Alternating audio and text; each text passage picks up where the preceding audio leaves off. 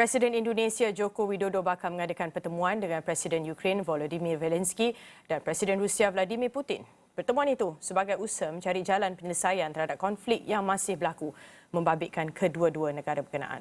Jokowi akan menggesa Putin dan Zelensky untuk membuka pintu dialog semasa misi pembangunan keamanan ke negara berkonflik itu. Dan untuk mengulas lanjut mengenai perkara ini di talian adalah penganalisis politik Profesor Ahmad Matada Mohamad. Assalamualaikum Prof. Waalaikumsalam. Prof, kita tahu sedia maklum bahawa krisis Rusia dan Ukraine ini nyatanya memberi impak besar kepada dunia secara umum dan kita mahu terlebih dahulu faham apa sebenarnya peranan dan juga sekaligus pengaruh yang boleh dibawa Jokowi dalam misi keamanan ini. Pertama, pada ketika ini Jokowi merupakan pengerusi gabungan negara-negara yang dipanggil sebagai G20. Negara G20 ini adalah daripada negara yang kebanyakannya adalah negara-negara besar dalam sudut ekonomi. Dan kita lihat dalam gabungan G20 ini kita ada Amerika sebagai salah satu negara yang berpengaruh dan juga Kesatuan Eropah.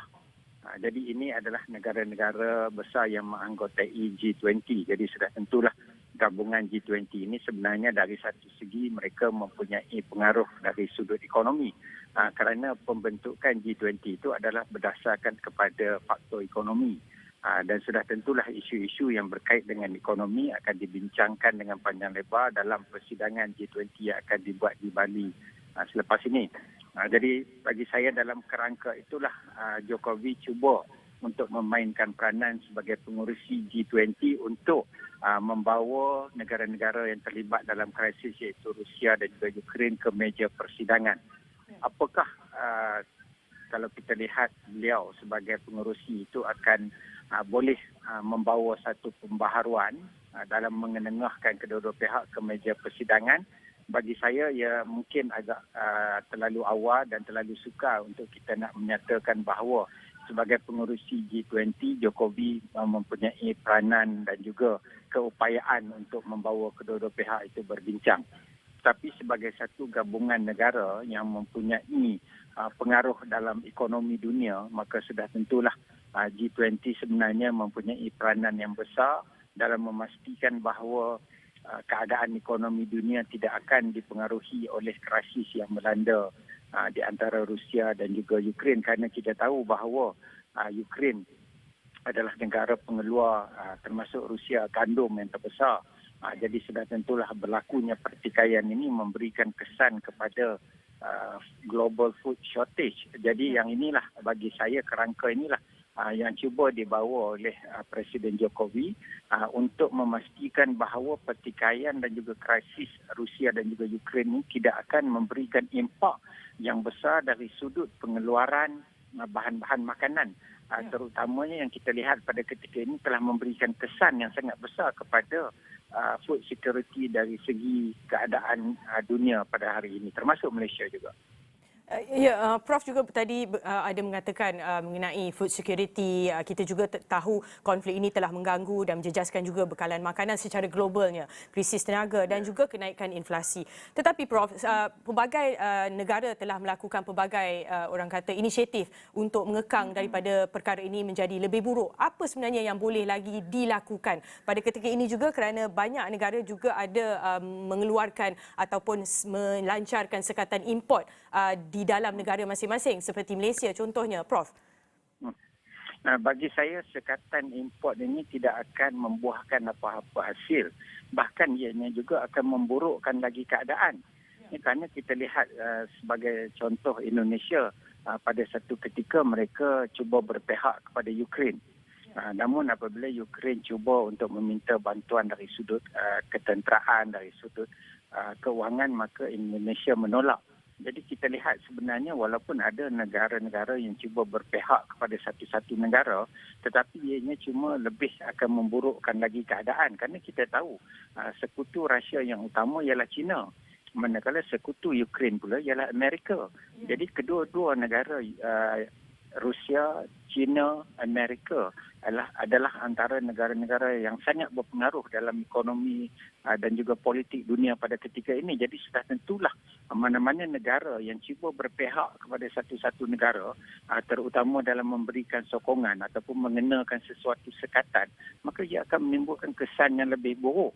Jadi bagi saya sudah tentulah negara-negara kecil terutamanya ataupun mana-mana negara yang cuba untuk menyokong satu-satu pihak, maka tindakan mereka itu tidak lebih hanya akan memberikan kesan yang tidak sesuai ataupun tidak akan memberikan banyak impak kepada penyelesaian kepada krisis Ukraine dan juga Rusia ini. Kerana kita tahu punca utama di antara pertikaian Rusia dan juga Ukraine ini ialah kerana Ukraine cuba untuk menjadi anggota dalam Kesatuan Eropah, dan ini ditentang secara langsung oleh negara Rusia itu sendiri. Jadi sudah tentulah apa juga usaha untuk membawa Ukraine ke dalam keanggotaan Eropah ataupun European Union ini akan mendapat tentangan, dan apa juga tindakan-tindakan yang dibuat untuk menyokong kedudukan Ukraine dalam Kesatuan Eropah juga pasti akan ditentang oleh Rusia dan juga sekutu Rusia sendiri, iaitu China.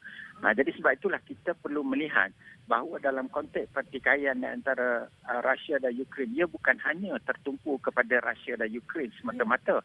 Ianya juga melibatkan kepada negara-negara lain yang merupakan juga proksi kepada Ukraine dan juga kepada Rusia itu sendiri. Sebagai contoh, China yang pada ketika ini sedang cuba untuk mengembangkan sayap mereka di rantau Asia Pasifik ini.